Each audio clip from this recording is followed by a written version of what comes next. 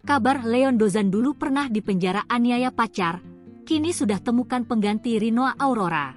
Leon Dozan, aktor dan putra dari penyanyi Betharia Sonata dan aktor Willy Dozan, mengakui tak mendapat restu dari orang tua saat menjalin hubungan dengan Rinoa Aurora. Namun saat itu Leon memilih untuk mengikuti kata hatinya dan mempertahankan Rinoa. Kini setelah semuanya terjadi, Leon sudah tidak lagi memiliki hubungan dengan Rinoa.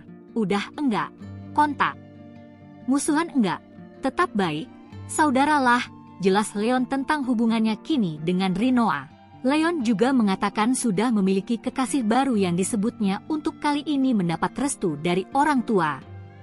Alhamdulillah udah dikenalin, diterima, lanjutnya. Berkaca pada pengalamannya di masa lalu dengan Rinoa, Leon mengatakan tak akan lagi menentang jika memang orang tua tak merestui. Sebagai informasi, Leon Dozan sempat dipenjara selama kurang lebih 21 hari atas kasus penganiayaan terhadap kekasihnya saat itu, Rinoa Aurora.